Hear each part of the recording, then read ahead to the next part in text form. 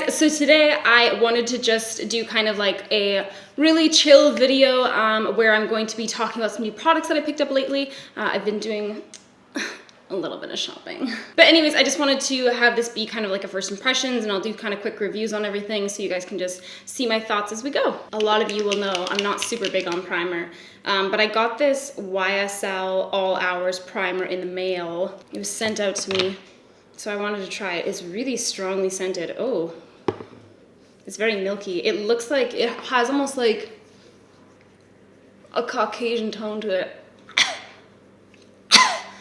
Oh my god, that smells like it's made out of like pure alcohol. And it might be. Oh, I feel like that's gonna make my skin really dry. For foundation, I've picked up a lot of new foundations lately, but the one that I got, which I'm assuming you guys will be interested in, is the Huda Beauty Faux Filter one. They have a pretty good shade range. And so I picked up 130G Panna Cotta and 140G Cashew because I was ordering online and I wasn't sure what was gonna work. So I'm gonna put out a little dot of both of those. I'm just gonna mix those two. They actually look like they could be maybe a little bit too yellow for my skin. We'll have to just see. This looks awesome. I like that I have these little things here now. That looks really good. Okay, I'm gonna mix those two shades together. Oh yeah, that's very, well, who knows, it might oxidize. Wow! Oh my god, okay. This is slightly more coverage than I normally go for. Holy bonanza. Oh no, it's like in my hair. Oh god, what is happening? This is truly unlike any foundation I've ever tried. I'm just gonna soak up some of the excess here, hopefully. It actually, for being as like thick as it is and as full coverage as it is, it actually like didn't really apply with very many streaks, I felt, just looking at it. Definitely looks maybe a little bit light, but I'm hoping that it will kind of dry down to be a little bit more darker and potentially peachier. I don't know. I actually don't mind the look of this. Like right now, it looks actually quite skin-like. That was frightening when I first put that on for sure. This actually looks quite skin-like, but I wonder, like, you know, some foundations throughout the day will get drier and some foundations will get oilier. I'm really hoping that it gets oilier, but I have an inkling that it probably won't. But we'll see. But that's a formula and a half. That's interesting. I've never tried anything like that in my life. Okay, we'll just see where this goes. Hopefully this kind of gets better with time. I got this concealer from YSL as well, the All Hours Concealer. They have such nice packaging. I'm gonna try this. I'm using shade 2. Ooh, that smells like paint. Very heavily fragranced, all of YSL. Perhaps too much. And I'm gonna blend that out. It looks like a good color. Actually, that has a nice finish. Okay, I'm gonna pop on some eye primer and my brows, and then we'll jump into eyes. Okay, so for eyes, I thought we could dip into the new Pat McGrath palettes. But first, I have a bone to pick. So when I was ordering these online, first of all, they came to $170 Canadian each. And that's not including shipping if you're somebody that would have to pay for shipping. I have my VIB Rouge, so I didn't have to worry about that. But $170 Canadian is absolutely insane. So basically on the website, you see this kind of like artwork and it looks like these. And I saw this artwork on the website and I was like, well, it's like really cool artwork, and that was definitely like a selling feature for me. I don't know how I avoided seeing what the palettes actually look like, but that's just the external packaging, which is really beautiful and gorgeous. And so you kind of like open up this little thing, and then inside it's the palette, which looks like this. The other thing that I thought was a little frustrating was that all 3 palettes look exactly the same on the front and back. There's absolutely nothing that differentiates them on the outside, so you have to physically open them up to see which palette you're grabbing. It has a nice big mirror on the inside, which is great, and the palette sizes are quite large. But the other thing that I was a little bit frustrated by is that they don't actually have the names printed inside. They just have it on a kind of leaflet that comes in the packaging, which you will basically throw out. So at $170, those things for me were a little bit of a disappointment. So sometimes what companies will do to skirt production costs is essentially when they're going to the manufacturer might say, okay, your minimum order quantity is 25,000, meaning that if they wanted 3 different exterior packages, they would have to buy 25,000 units of each, just for an example. So sometimes what they'll do is order 25,000 units of all the same package, but fill it with different colors. And for me, at that price point, I just feel like that's ridiculous to pay that hefty of a price point to not even have like a different exterior packaging. I'm not sure if that was what they were choosing to do in this scenario, but it's just my speculation. And either way, I just think that it's a ridiculously high price point for pretty plain packaging and for all of them to be exactly the same. And I do think it's odd coming from a primarily artistry-based brand, being that Pat McGrath is obviously a makeup artist. This is something that for me as an artist to have in my kit, it would be frustrating to have these palettes because I would have to physically go through, open up each one because there's absolutely nothing on the outside, not even a sticker telling you what palette is which. Okay, I don't know how to tell you guys which palette I'm using because again, there's nothing that like tells me what palette is, but it's this one.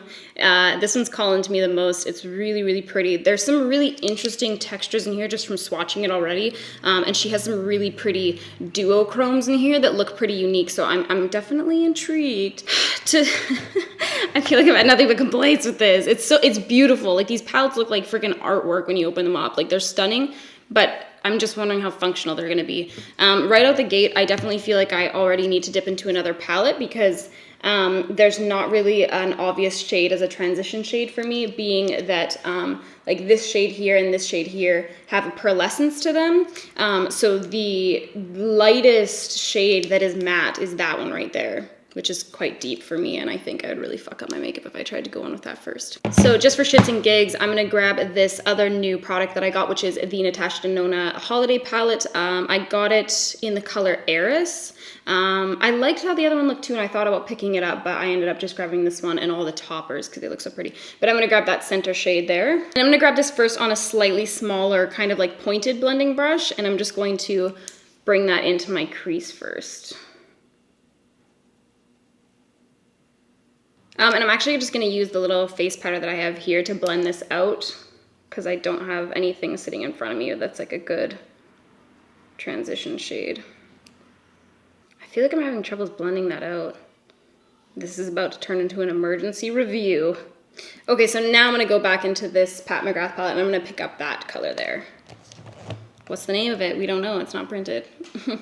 I was watching this video and this girl, when I was talking about like blending and stuff like that in my last video, some of you guys recommended this other girl to me and her blending is so good. And I've been trying to now I'm trying to emulate her blending, and she looks like she's so delicate with her brushes. Like she looks like she just barely touches her eyes. That's what I'm trying to do. Feather light, you know? I'm just putting that color down first where we want the most pigmentation and then kind of sweeping it in towards my like center of the lid basically. And I'm picking up a little bit of that color from the Natasha Denona palette again to blend that out.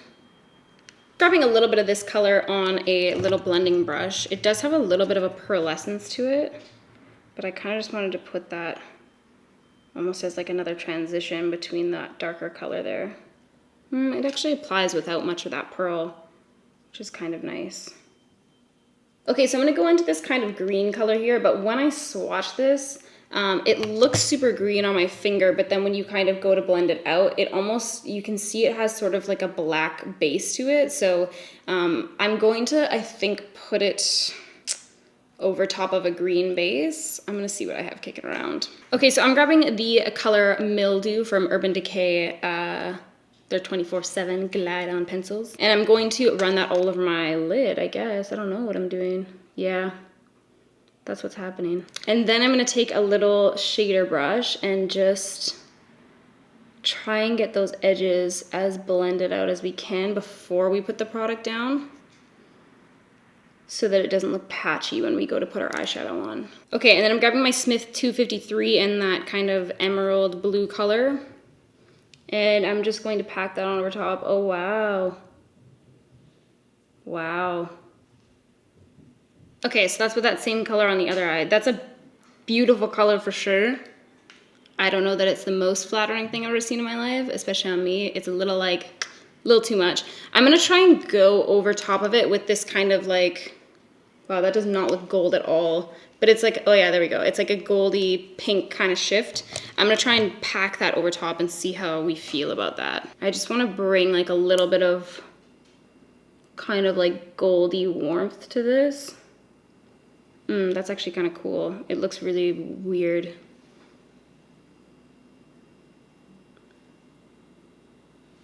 That's a strange eye look I got going on, but I'm kind of digging it. I'm gonna grab a little bit of this pinky color up here, just bringing that on my brush into the inner corner. It has a little bit of a pearlescent to it, but it's nothing crazy, so I'm gonna blow it out a little bit further than I normally would, just to bring some light into that inner corner.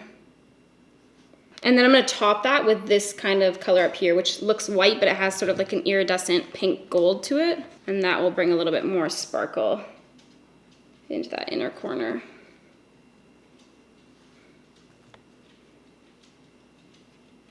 Okay, so I'm gonna pick up that color we used from the Natasha Denona palette, and I'm gonna bring it under my lower lash line. Then I'm gonna pick up this deeper shade here on a slightly smaller kind of fluffy blending brush, and I'm going to add a little bit of depth to our eye with that. Okay, and then I'm gonna dot back and forth between this and the black, and I'm just going to stamp this along my lash line in place of a liner.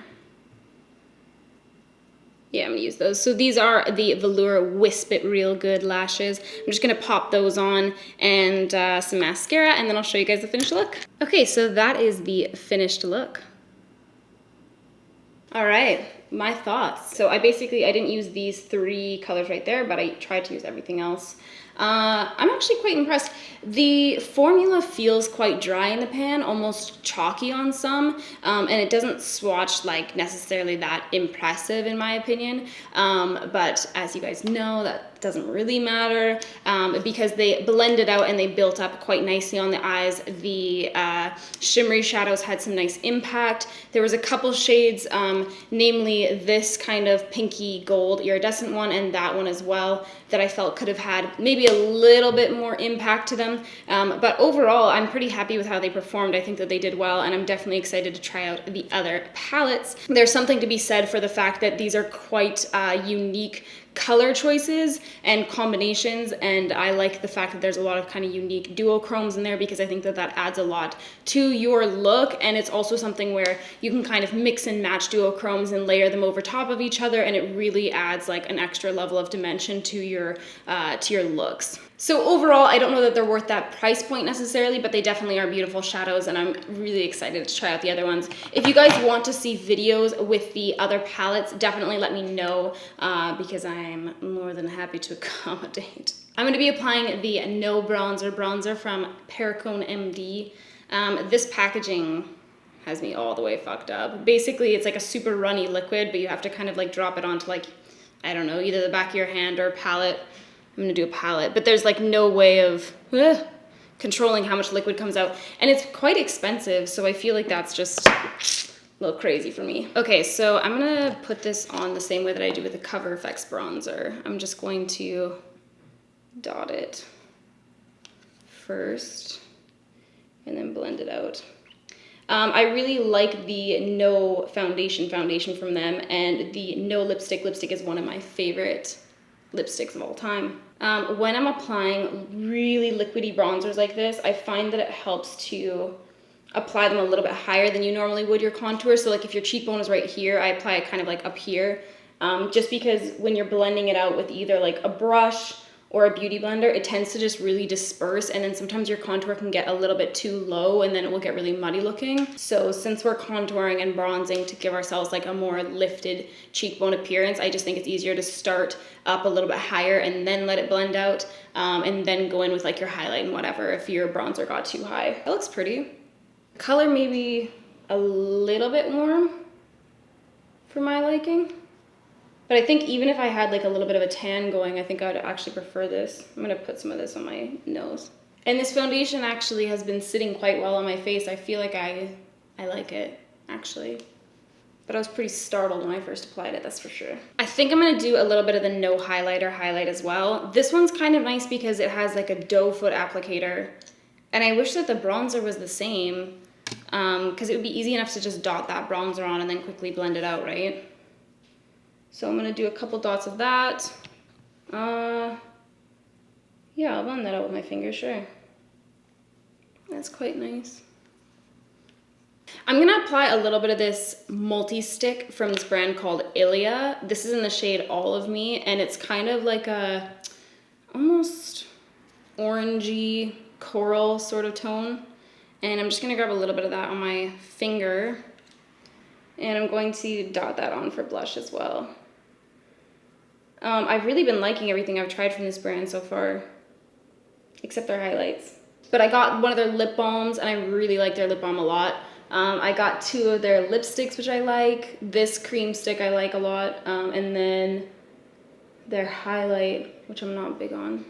Hold on, I wanted to try one of those new YSL Lip Tatuoage. I'm gonna apply the nude color. This is number 7. It has an interesting applicator. It's like an angled doe foot. It smells great. YSL really, man, crazy with the fragrance, but I like it in the lip products. Has an interesting applicator and formula. Oh God, oh no. Okay, we're going for an overdrawn look today. It's a really weird applicator. I really like that formula though, actually. It's nice. It's very like thin on the lips for sure. Like it definitely doesn't feel quite as like thick as a liquid lipstick does. You know how sometimes they're kind of like thick and they almost feel like you could like crack and peel them off your lips? This is like a very thin wash. Like it feels like a stain. Is it supposed to be a stain? Matte stain. Anyways, you guys, I think that's everything for me today. I hope you guys enjoyed this video. I hope you learned something cool today. Definitely let me know if there's anything else you guys are dying to see. I have the Natasha Denona toppers. I have those other Pat McGrath palettes. Whatever you guys want, let me know. All right, you guys, thank you so much for watching. I'll see you next time. Peace out.